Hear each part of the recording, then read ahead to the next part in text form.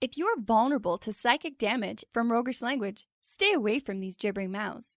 But if you intend on listening to this podcast about enriching your fantastical group hallucinations, you're too far gone already.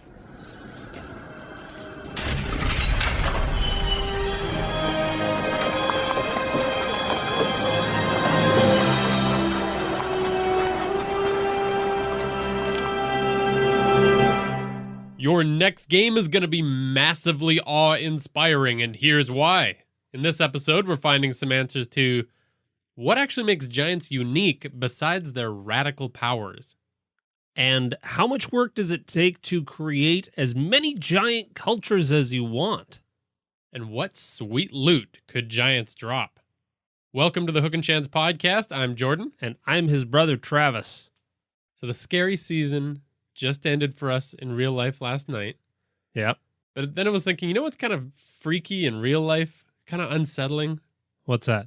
When you have that feeling of being much smaller than someone else. When you've got someone that's like a foot, even a foot or two taller than you, and if they get even a little bit impatient with you, it just feels imposing, does it not? Yeah, that's fair. I'm not a small person per se.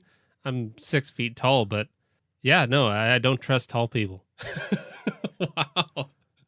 That's putting a firm line on it. Okay, anyone taller than you is untrustworthy. Yeah, our friend Eric is taller than me, and he's a very nice, congenial fellow, but I don't trust him as far as I could throw him, and that isn't very far because he's a very big man. That's true. Well, good. I'm glad to know where you stand. And that's really too bad because no matter how nice they are, there's always that potential. He's a big, gentle giant. He's a lovely guy, but I just can't be left alone with a room with him. He might, pick me up or throw me around or something. Like the famous wrestler Andre might. Like the gentleman Andre, yes. That's kind of where I was going with this, is that some people have made entire careers out of being kind of bigger than everyone else. Not like insanely large. The Mountain from Game of Thrones, Hafthor Bjornsson. He's a huge dude, and he's made an entire career out of being huge, out of being a strong man, and just being a big fucking dude. Yeah. And then the other day when I was looking into this, I found somebody named Olivier Richters that's even bigger. He makes the Mountain look small. He's a 7'2" bodybuilder. And when he's walking down the street, he just stops for photo ops because people want to look at him. Just look at that huge person. They hang off his arms and stuff. And listen, if you are not a particular huge person, like I am not, then you never really quite realize what huge people go through in terms of seeing dust settle on every fridge, on the top of every fridge. Your fridge is disgusting. Go clean it to make the lives of tall people much easier. And the dangers of your head? Oh, yeah. Oh, my goodness. I knock my head on a lot of stuff. Yeah. And I'm not particularly tall. But we'll never tell you how tall he actually is. Who? You. Oh, I just said that I'm 6 feet. Oh, you did? Okay. Yeah. Anyways. We're getting somewhere with this. I mean, now imagine a 15-foot tall version of you. Okay, so that's 3 me's. Yeah. That's a huge being. Just imagine the shadow cast. The fact that you could hear yourself breathing. And now you're seeing the shit on every rooftop. Yeah. You're looking inside everyone's gutters. You need to clean those gutters. And imagine if that person gets in a bad mood. That's some serious intimidation. And that's why we're talking about making giants rich and interesting. I would flip so many trucks. That'd be fun. All right, so getting away from these weird imaginings of our real world, let's get into the D&D world. So a lot of the times when we're thinking about including giants in our games, you take a look through the monster manual, they've got some really cool abilities, but what if you want them to actually have a unique feel to their cultures and be different from each other, but still have enough in common that it all makes sense. Well, here's the thing, is that I've actually had to go through this. I mean, for a long time, we played Storm King's Thunder for almost creeping up on 2 years with our group. And I struggled a lot with trying to make each of those giant cultures feel really unique and really interesting, because it's tough to get past just the surface stuff of, this person's really big. Yeah. Cool. Good. Like, yes, the size is something, but what happens when the size doesn't carry you any further? Right. The introduction is cool because of the size, and then they're people, though. Exactly. And in campaigns like Storm King's Thunder, you are interacting with them on a deeper level. You're having to role play them. They're not just a combat encounter. There's something more. And they each have really cool motifs and vibes to them. I struggled primarily with trying to make them feel real, because it's pretty fantastical to imagine somebody that is 30 or 40 feet tall. Yeah. And if you're the type of person like me that when you get into that situation, you want to figure out what already exists, no matter what RPG or world you're talking about, there's a lot of lore. And in D&D especially, there's a ton of established lore that at first read, I thought, this is all good stuff. I'm going to sit here and absorb.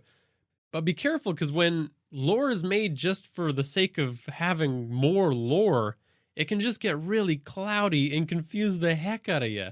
Well, and to your point, we played in that game for almost 2 years. But how many times did the Giants' rules of engagement, the ordning, really come up? It was kind of treated more as a MacGuffin. It was just a plot device. Right.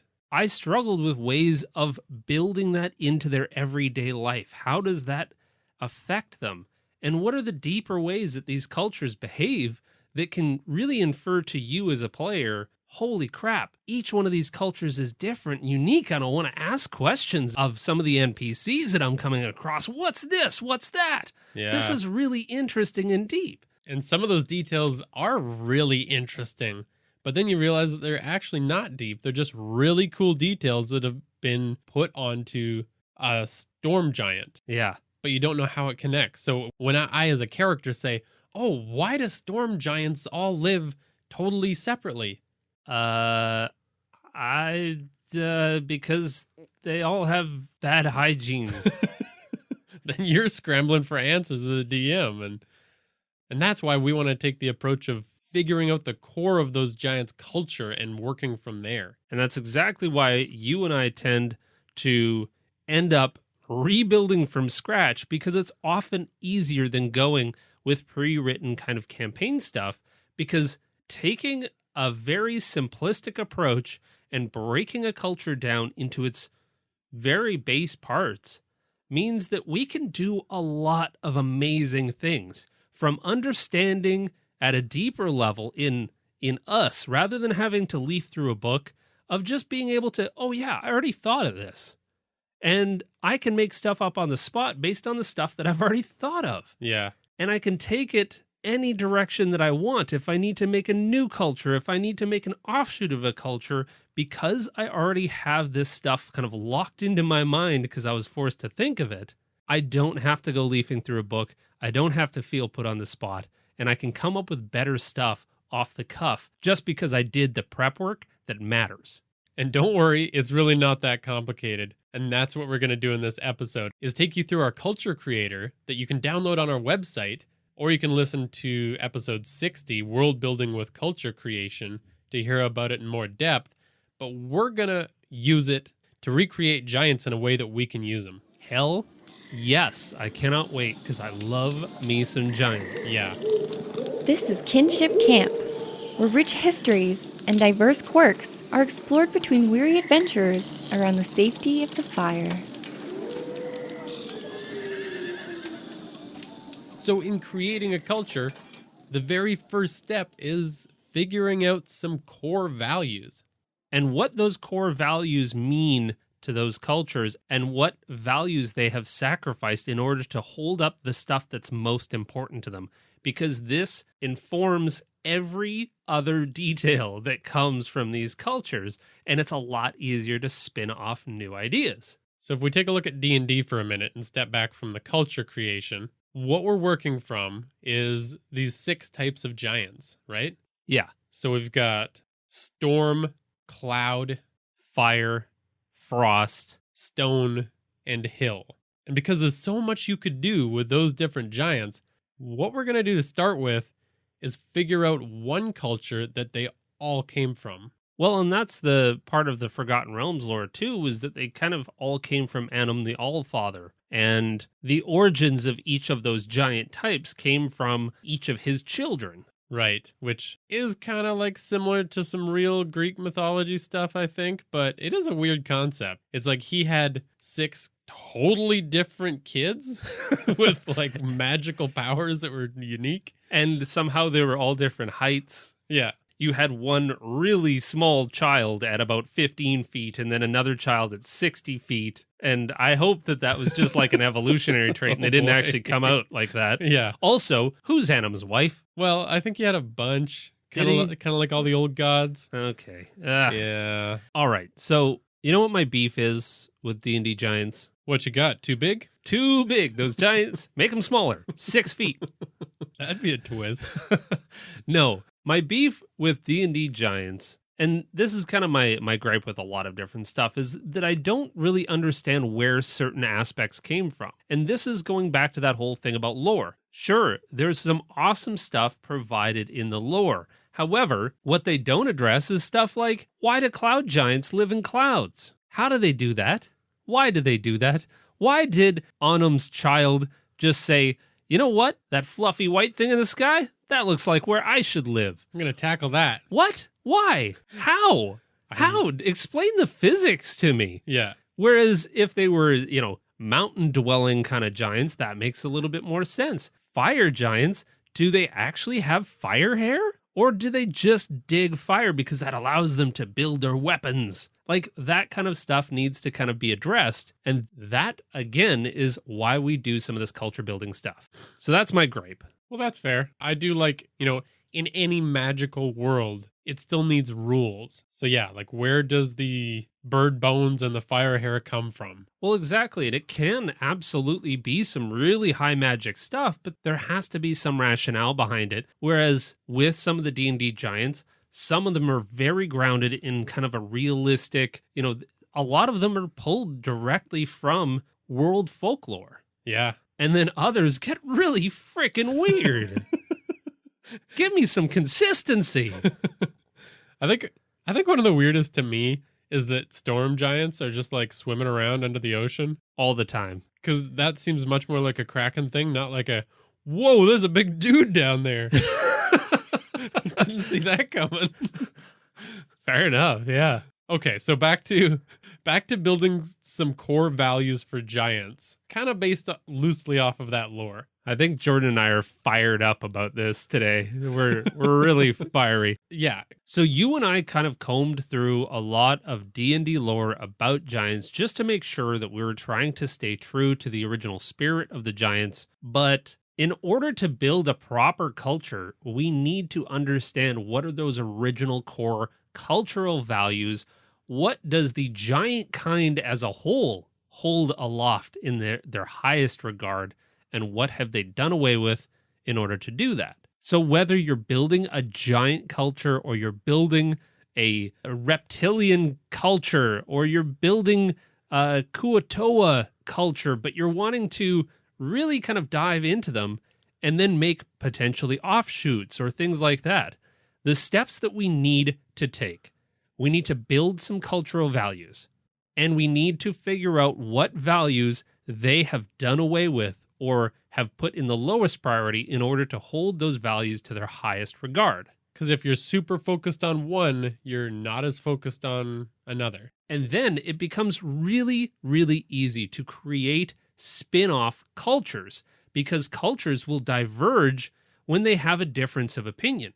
On just one issue, a simple clash can all of a sudden create a new group that believes something different. Exactly. But still has a lot of the same core values underneath that difference. So if we create a set of 6 values according to our culture creator, and then we swap one of those out and swap a new one in, we have a very different culture. Yeah. There's a little bit of a different spin. Maybe their traditions are different. Maybe their art is different. Maybe where they live is a little bit different. Maybe the way they treat outsiders is different. And then we create a focus. So what do they focus on the most? And that, along with a little bit of environmental details, creates a wholly different culture. So you and I sat down and went through the core giant culture. And we ended up with the first value of intuition. And this kind of comes from the fact that giants are all pretty long-lived and they have a lot of time to sit with themselves and get in touch with their environments. Mm-hmm.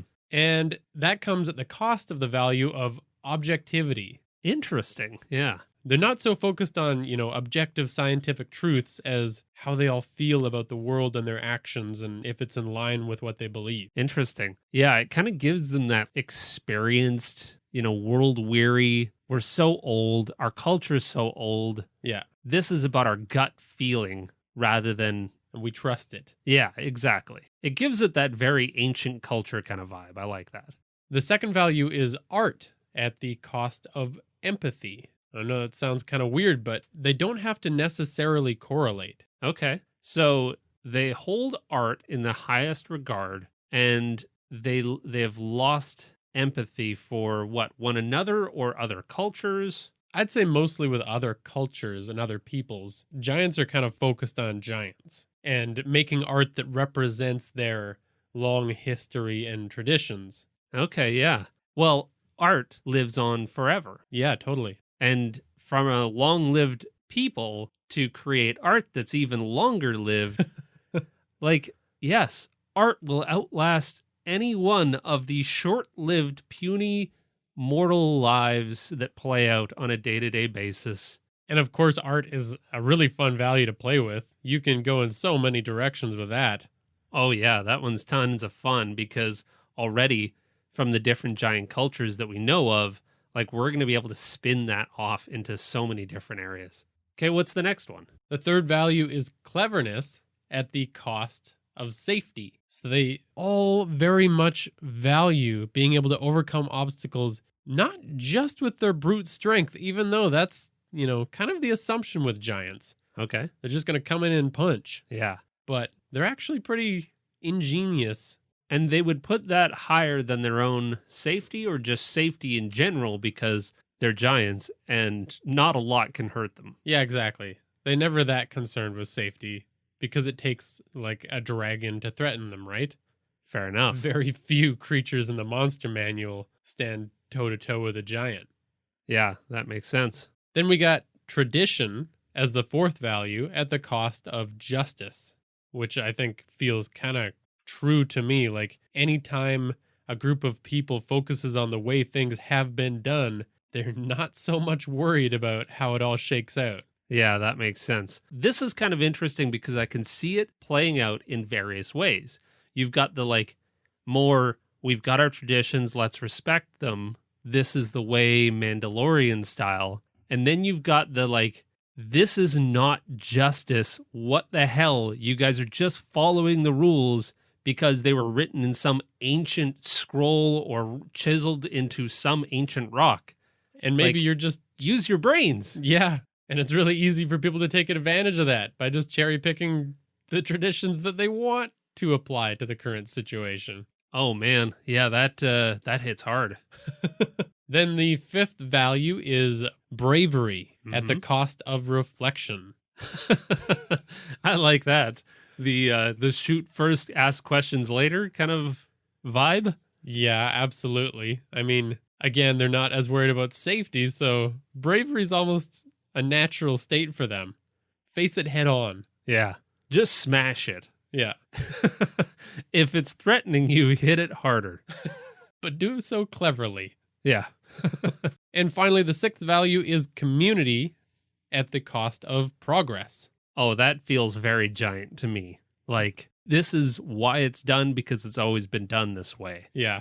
And yeah, protecting giant kind and protecting their way of life feels a lot more important to the giants, especially as the whole world is running amok around them. Like, from their perspective, again, with short-lived humans, they're obviously going to see this world as constantly and rapidly changing. Yeah. Little cities get built up and little cities get destroyed, and that's just the way of the world. But we need to protect what's ours and our lifestyle and everything that we hold dear. And I think this kind of has to go hand in hand when you're talking about a culture that has existed almost from the beginning of the world. Like, it's one of the oldest. So you can't really have them be a progressive culture. Otherwise, they'd probably know some shit. Or they would have giant gleaming cities. Yeah, exactly. Well, yeah, that feels very good to me. So we've got some values for our core giants. These are values that everybody shares. And now we need to swap one out for each one of the giant kinds in order to make sure that they feel unique, but also connected. Yes, that's the key part. You can't just make them all totally different. Otherwise, why even bother calling them all giants? Fair enough. So the first one, the most powerful of the giants in D&D, storm giants, we're thinking they exchange the value of community for independence. And they really focus in on their intuition. And that results with, living solo lives of introspection. They are basically individual, super mega powerful weather hermits that you got to go on a mighty quest to ask about the secrets of the universe kind of thing. Well, they're also the largest too. Right. And I'm sure a community of storm giants would get noticed, even if it's under the ocean. Every time they have a party, there's a new whirlpool up at the surface, or, the seas roil with goings on underneath. So yeah. Being chill and placid and unnoticed, I think fits really well with the storm giants. Yeah. Yeah, that also makes sense for the current affairs of giant kind in the Forgotten Realms, is that being rulers of all giant kind, they're kind of like, you know what? We're the kings. You kind of got to follow us. So that independence really makes sense. Yeah. I feel kind of above everyone else. But that's really annoying when your boss kind of just takes off for a few months. Lives under the ocean. Yeah. Okay, next we have cloud giants. And in D&D, they can feel really different. But if you look at the fact that basically they're just exchanging bravery for extravagance, and they focus on their cleverness, that changes a lot from that original idea that we had of giants. All of a sudden, they're not the bravest ones. They're hiding. They're retreating from battle rather than charging out onto the fields with living in axes. clouds away from all of the hubbub. Yeah, that makes a lot more sense. They show off their wealth. They've got palaces. Yeah. Again, I would probably kibosh the whole palaces on clouds, considering that probably weighs 1,000,000 tons. Yeah. And I'm not sure the magic that needs to happen in order to do that. But yeah, I would still say lavish, beautiful palaces that are very hard to get to because they're at a mountaintop. Yeah. It's wild that they're built there, but it makes a lot more sense than what? Invisible stilts under the clouds? Maybe that's how they do it. And the cloud giants, they have taken art to the extreme with the extravagance and the beauty that they're trying to achieve. Again, just like the storm giants, they kind of want to be left alone just so that they can explore the true art of what their peoples are about. Let's build and let's craft and create and paint, and let's be the thinkers of the giant world. Yeah. And they often find a lot of pleasure in testing each other on that cleverness. They're always kind of gambling and trading their goods and riches. Quizzing each other with riddles and stuff like that. Trying to get one up on each other. I like that. Always playing mind games. Yeah. Which is going to feel very different from the fire giants, which is next down the list, who exchange intuition for craft work, and they focus intensely on bravery. Well, you've just created a warlike giant kind. Yeah, which they absolutely are. They're the easiest way to imagine them as massive fire dwarves. They're always making armor and weapons, and and working in the mountains. And you've still got that shared value of art, but they've taken it in a different direction. My job is to craft the most beautiful hammer to smash tiny things into smithereens. Their standard of beauty could be very different. It's more that like raw and rugged kind of look. Everything's very utilitarian. I can now imagine their entire living space. What does that look like? Oh, it's just raw metal and nothing is painted. Why paint anything? Right, that takes away from its natural beauty. Yeah.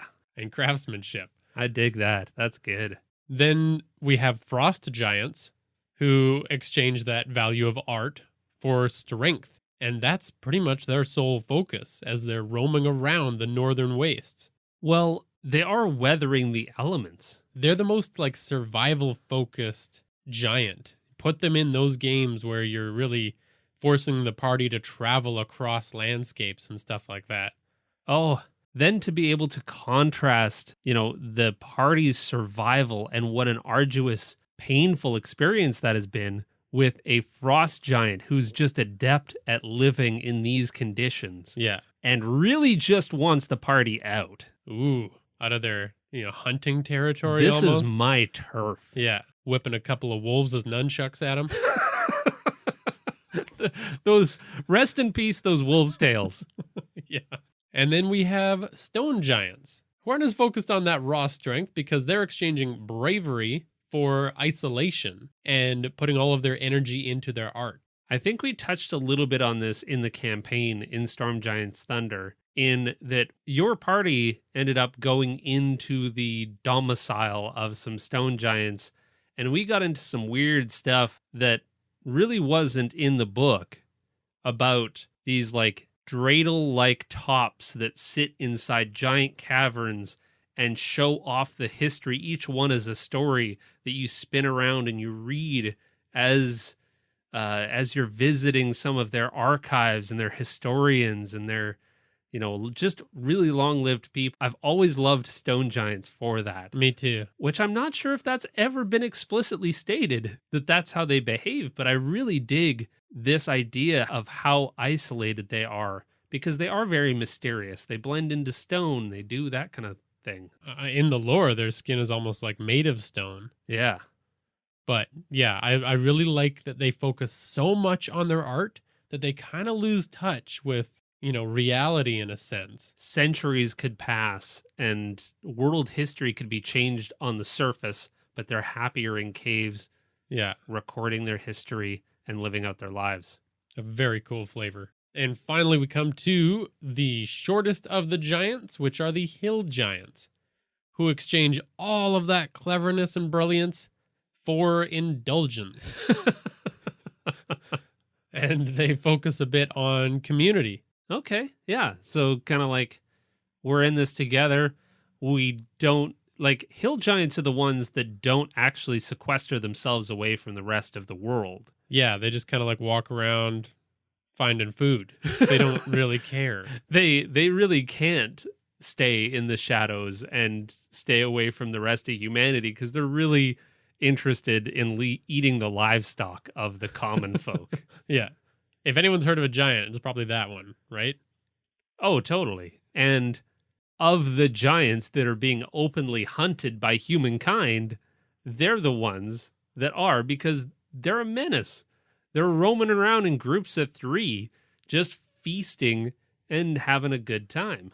And their status is the very lowest of all the giants, so it's not like any other giants are rolling in protecting them or backing them up. Yeah, exactly. They're definitely the lowest on the priority list. Yeah. That's pretty good. We hit them all, and they all feel pretty unique, and they do still fit with giant lore and the lore that's kind of been established in the Forgotten Realms. But what if we took this to another level? Like, what if we needed to create another giant? You're right. It does fit all that lore. My favorite thing about it is all of this fits on like half a page, and you can start to imagine giants already with just that. Well, and if I need to make an NPC of a particular giant that maybe is going to help the players when they come into conflict with a giant kingdom, then I know exactly what contrasting belief I need to give that NPC. Why are they going to work with humankind? Well, because they don't see eye to eye with the rest of their giant kind, say the frost giants, because they value the little folk. Right. Over tradition or whatever. Yeah. You just choose one of those values and you change it, and that's why they're here. And that's everything that I need to roleplay that character, to understand and get inside their head. Oh, they're like every other giant except for this one reason, and that's what's going to make them special, unique, and I'm going to play that value up in how I roleplay that character. And then the next part of our culture creator, which I think is really fun, again, if you're focusing on role-playing a certain NPC giant, what kind of thoughts actually roll around in their heads? Like, what are some of the statements of their culture that inform their beliefs? This is the next piece that really helps with role-playing. When you are trying to create a character, backstories and little details and affectations and stuff like that may or may not come out in role-playing. But it can certainly help you as a DM or even as a player to understand where your character is differing from their culture by creating some statements. Create a statement for the culture themselves, and then, like we said, if you're creating a separate character, you can make a statement for them that differs a little bit. And just reading that statement is usually everything that I need to go, oh yeah, this is the character again. That's what they're like. Yeah. I like to do this with characters that I make to play myself. It just helps you get into that headspace. So you've created some statements for each one of the giants then. Yes. And I like to pull them from famous people sometimes, certain quotations and things like that. Okay. The first one is for Storm, and I came up with this one, but it's just the world whispers its secrets to one who listens.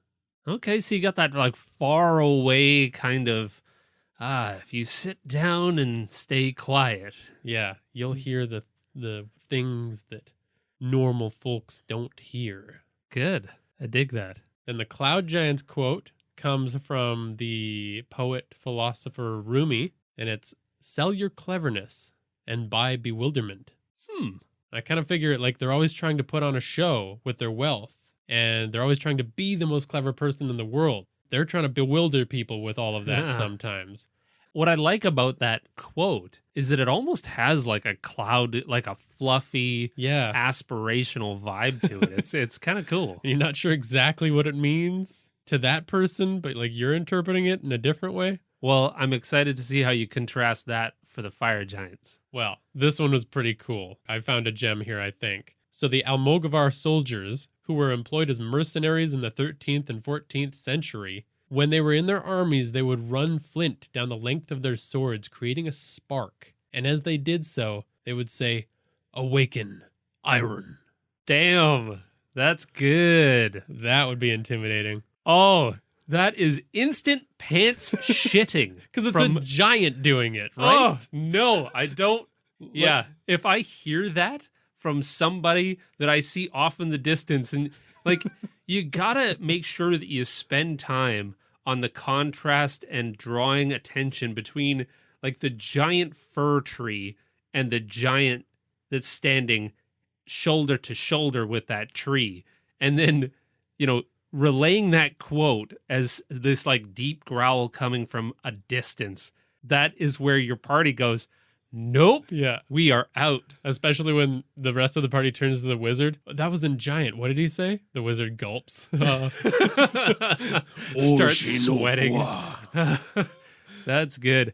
And for DMs, I see a lot of posts on like Facebook and Reddit about DMs saying, my players never recognize when they're just about to walk into a TPK. It's like adding those details that's how you tell your players that they are effed. Their swords start glowing red hot or something as they're running these magical flints down the blades. Fuck no, let's go home. There's a tavern calling my name. And I love that too, because like that's where you start to put the fun details on top of too. You start adding in the flames and the fire of fire giants. And it's because of that. It's because the players are faced with all of these rich details that we're starting to get to that makes them heroes when instead of going home to the tavern, they do actually fight that giant and maybe they win. But without all of that grittiness and stuff that comes from doing this culture creation process, I don't know what to pepper in there to really emphasize this to my players. Yeah. All right. So the next giant is Frost. Ooh.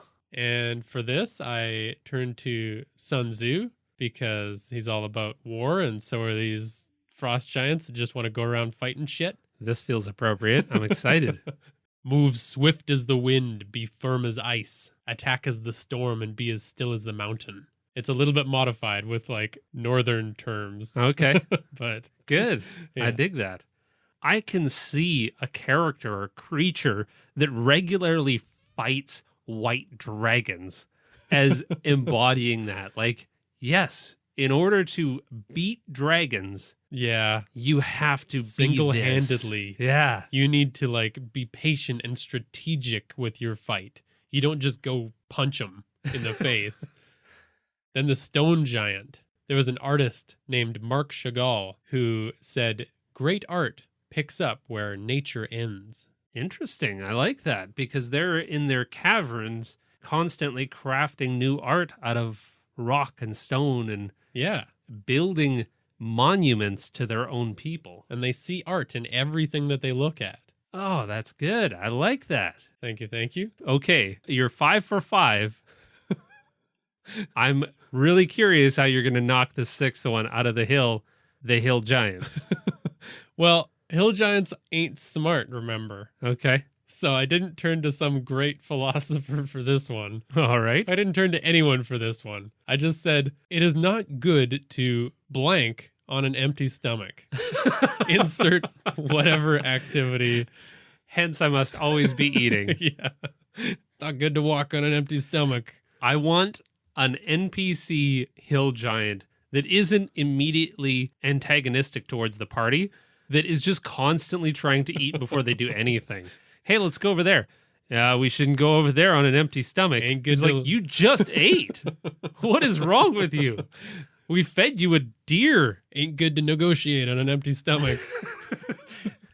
I want an entire party to get so fed up Yeah. with eating all the time that they kick them to the curb. I want the party to just get fed up of every giant saying that line. Because it's like, I don't know, no shade to people that live in small towns. We did for a very long time. But sometimes you go to a small town and everyone's got the same turn of phrase. And you're just like, what are you? If you don't like the weather, wait 5 minutes. Yeah. You hear that from everyone you encounter within a half-hour period. All of those small town isms. Another Yeah. day, another dollar. Working hard or hardly working? That's the one that gets me every Exactly. time. Pepper those in. Pepper all of those in with hill giants. Why not? Anyways, yes, I think it's super fun to find those kind of quotations. And like you said, it immediately gets you into that headspace. Yeah, I know how to roleplay any of these characters at this point. Awaken iron. I love that one. So obviously we're pretty fired up about giants. And after this, the process of creating the rest of the cultural details. So, going back to the whole stone giant thing, that's where my headspace was at when I decided I wanted to do these perfectly crafted areas where people could go in and it's like a library of story that even though these huge stone twirling columns were 30 tons of solid rock, that they could be turned because they were so precisely manufactured that a normal human could spin them on the ball bearings of stone that they had created. Those little details come so much easier when you understand the culture itself. And you just start to spiral down new ideas. Like, I love that. The stone giants could have all kinds of almost mechanical things that are just perfectly crafted stone. And the rest comes their style, their clothes, their cultural dreams, what success looks like, what other giant culture looks like to them. So how they perceive other cultures, like all of that comes from just understanding what are these core 5 or 6 cultural values that they hold in the highest regard. And you can find a lot of prompts like that in the culture creator. And creating a culture for any other giant or giant spawned creatures or monsters becomes so much simpler because you're just changing one detail instead of starting from scratch every single time. Well, it also depends on how far removed you want them to be. Right. Are they incredibly removed from their giant roots? Maybe you swap out 2. Yeah. Maybe for some of those like more monstrous giants, you do 2 or 3, like the Ettins or the trolls. So what if we created our own giant? Let's create tons of them. Well, let's start small. Maybe just one. Let's try and create one. What's an area? So we've got storm giants generally live under the ocean. We've got cloud giants on mountains. We've got Arctic. In the air. They're kind of all wanting to be left alone.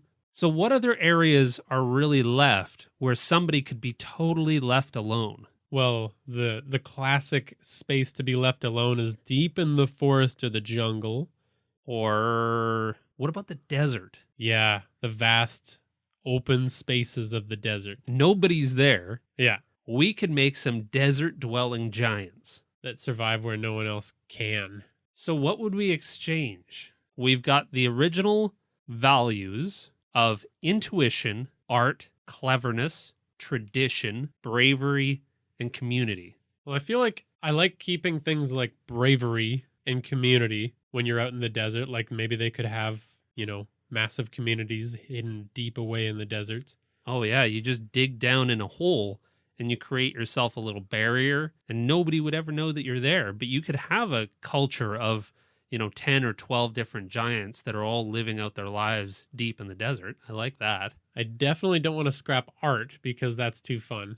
Intuition, I feel like you would need out in the desert. I mean, there's blue dragons abounding aplenty out there. Oh, is there? They're just like a dime a dozen. Just look out for the blue dragons. Trust me, deserts, blue dragons, they're everywhere. Travis knows. Well, what if you took them away from the rest of the giants by changing the value of tradition? See, I like that because if you are a scrappy survivor, especially against a hostile climate like the desert, Yeah. and the shifting sands make it really hard to hold on to any one particular place. So maybe they're a little bit nomadic. Oh, yeah, totally. So out with tradition and in with... Well, in that landscape, you probably need to be like, you're adjusting, you're not traditional, so you're always adapting to your environment and conditions. All right, I like that. Adaptability. Just because it's so ingrained in my brain, I want like a Mad Max style giant culture. Well, absolutely. I like the vibe. Maybe not quite like vehicles. Okay, maybe But- not monster trucks, but I want something that feels kind of like that would be pretty terrifying if you're a party that's just wandering through the desert trying to get from A to B, and then all of a sudden you hear the noise of The trumpets. Exactly, like that. Yeah, something big and thunderous and scary. Yeah. So, like fantasy style, maybe you could have them on some kind of animal-led desert sleds. There we go. Yes. Cresting dunes on sleds and sliding down the rest of the way, coming from a distance towards your party, a group of 4 giants on desert sleds wearing, hats that block out the sun where you can just barely see their eyes from the brim. Like, oh, that's Yeah. getting good. Yeah. Oh, just this massive thundering of whatever hooves or some kind of camel wolves. I don't know. Camel wolves. Oh, now we're getting weird. Yeah, what kind of beasts would they actually breed in order to traverse the desert? Yeah. I don't know. I feel like if we don't pull the plug on this, we might end up in a whole nother episode. Yeah, I want to take this and flesh out an entire culture to plug into D&D. Well, let's see what we come up with. All right. I think before we get too carried away, let's go on to our second segment of Millie's Shop of Wonders. Where we're going to talk about what kind of stuff giants will have on them. What magical trinket can't you discover among the shelves in Millie's Shop of Wonders?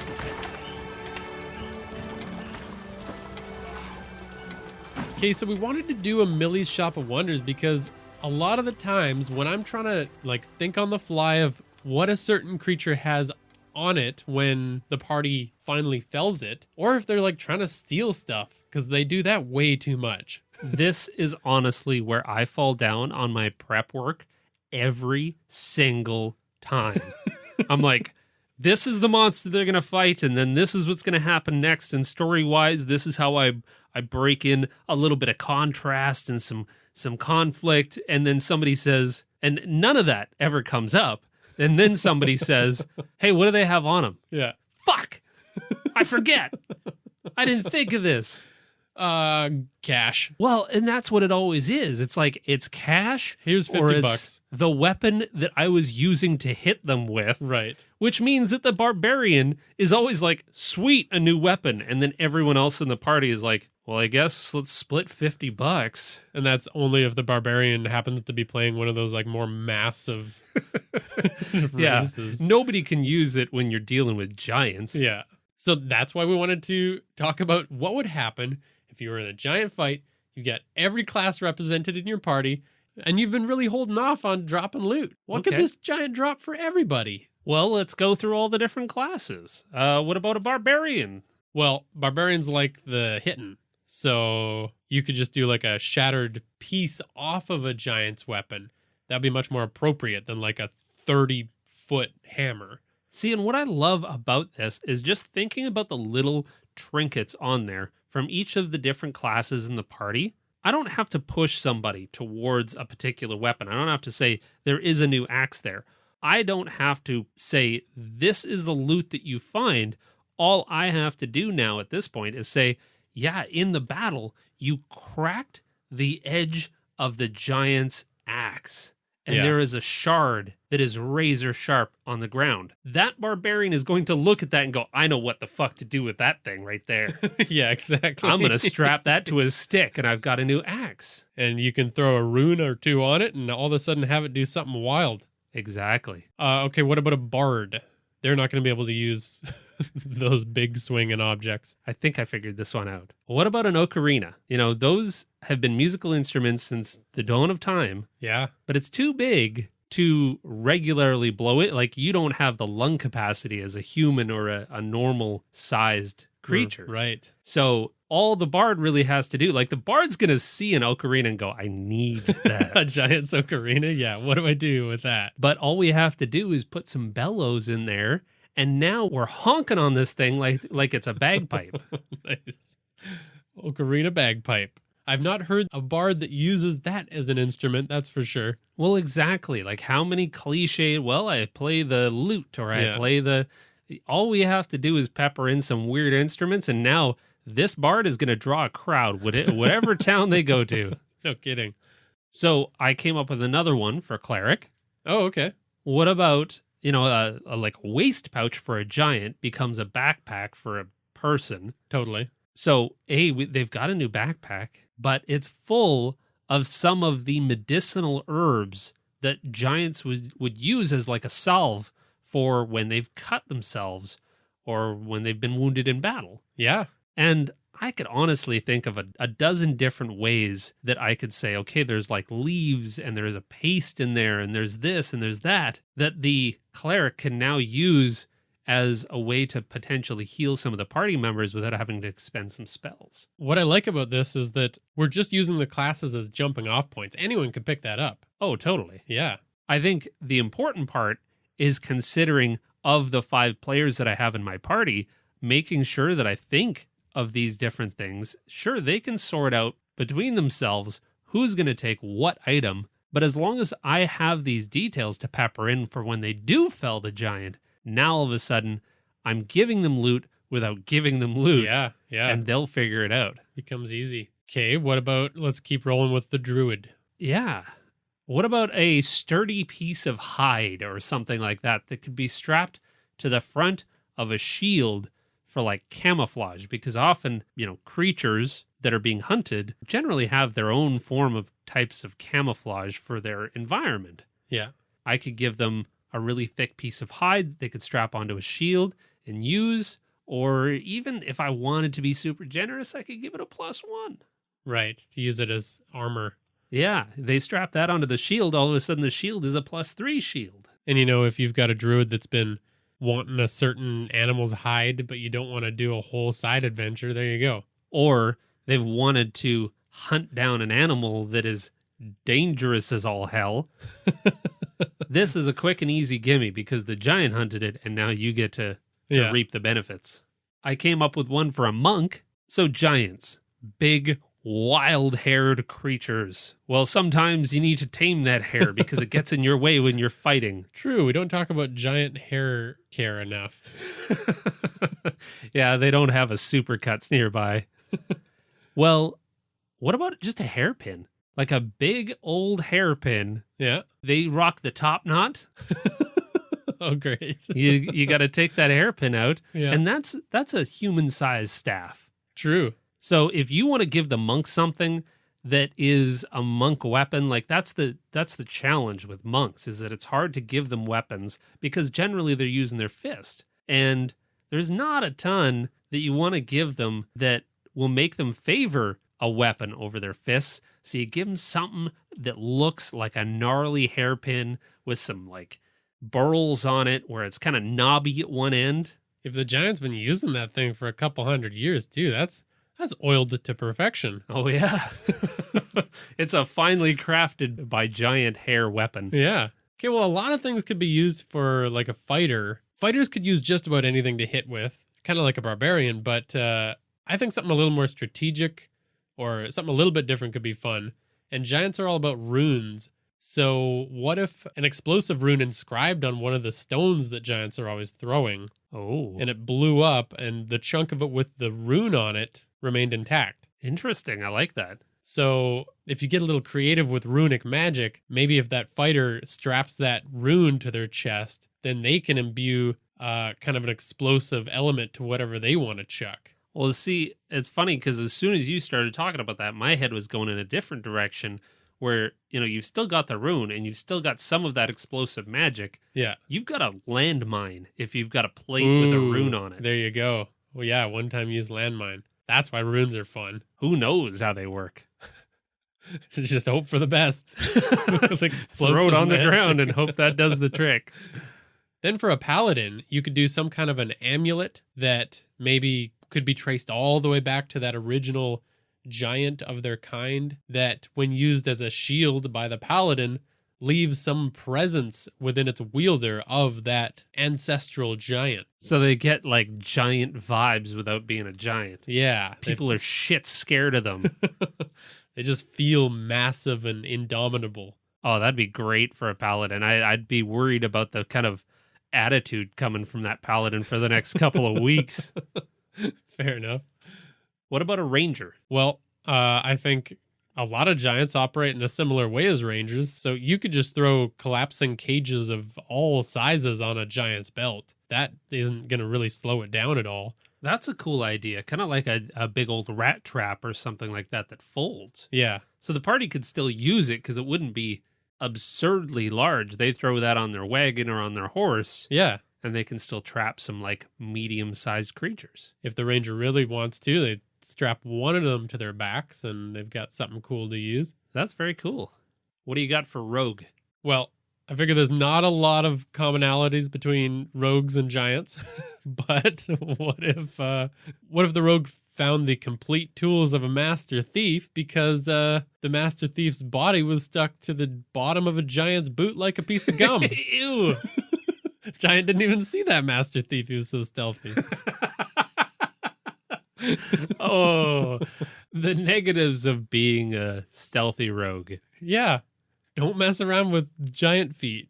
I mean, I don't know how much giants really require locks, and therefore, I don't know if a giant rogue would require lock picks. Oh, yeah. But as a rogue, I think it'd be really cool to have a sword that was a giant lockpick. Like, oh, yeah. You've got the pick. Kind of like a rapier. Yeah.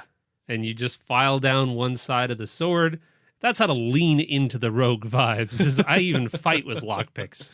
Yeah, that's true. And it might even have that little hook on the end like a lockpick has. Yeah, totally. For classes like sorcerer, I feel like it's fairly easy to just describe any piece of jewelry is going to be an interesting thing for any kind of magic user, but just describe an emanating glow. You can come up with the details later. Yeah. But you can always just make something a pearl of power. It's on a necklace or a bauble, or it's a little thing that's attached to the base of their sword they don't really give a shit. They don't have a need for these kind of magic artifacts, so they literally become adornments. But they look cool and they kind of feel powerful, so, they strap them onto themselves. Yeah, they glow. It's like strapping a glow stick somewhere.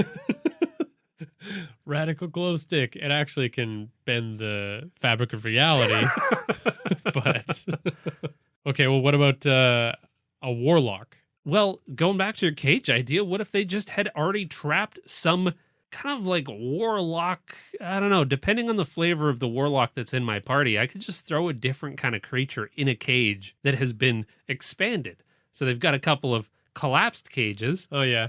But then one is expanded. It's just attached to their hip. This thing's been scratching at their belt the entire time. But they're going to come back to the camp and make a tasty snack of it. But now the warlock has rescued this weird creature from another plane. Ooh, yeah. Again, that could be from anywhere for anyone. That's cool. Then finally, the wizard. I'd like an item that actually takes a little bit of investigation to figure out. So what if, kind of going back to what you were doing with the stone giants, what if the legend of an original giant god or one of their heroes was on the hilt of a massive weapon that the giant was using? Ooh, the wrap. Yeah. Around the handle. Ooh, yeah. Once it's been unspooled, tells a grand tale. Once the wizard, deciphers and reads all that, they've got maybe a charisma bonus of some kind with giants. Like the location of the quest. Oh, yeah. Yeah, you could pepper in any secrets that you're holding out. Totally. That works great. Well, I think what we have done is pretty good. I think I can work with most of these ideas for the next giant encounter that I run you through. Though after my last experience, harrowing, I'm sure I got some gray hairs from trying to run Storm King's Thunder without having done all of this upfront culture work. However, what we've done here now is done on almost a weekly basis by Lady Tiefling on Instagram. Oh, yeah. She makes all of the I found this loot tables? Yeah, you loot the body and there's a table. Yeah, those are so handy when you're sitting there panicking. And I'm pretty sure she has one for every giant type. So if you ever need an enemy, and honestly, if you haven't heard of Lady Tiefling yet, no big deal, but I'm pretty sure you have because she's got like 23,000 followers on Instagram. She is everywhere because she does such excellent work, and whatever monster that you need for your stories, she's probably got a loot table with what they have on them on her Instagram. They're so great because it's simple items that add flavor. It's not like super powerful magic items all the time like some tables that I've seen have been. Yeah. Well, keep up the great work, Lady Tiefling. We're so thankful for some of those tables. Absolutely. So if you like diving into these giant cultures, then please join us on our Discord and have your say about what giant type you like the most, because in the future we want to start diving into these giants and like fleshing out the cultures completely and maybe taking some of it in a new direction. So if you like fire giants and you want to hear an episode about them specifically or whichever, just let us know on there. Yeah, hop onto our Discord. We would love to have you. You can also follow us at Hook&Chance on Twitter, Facebook, Instagram, or Reddit. As always, thanks to Tabletop Audio for these sound effects you hear in this episode. Thanks for listening and awaken hunger. I think I'm really hungry. That was your stomach.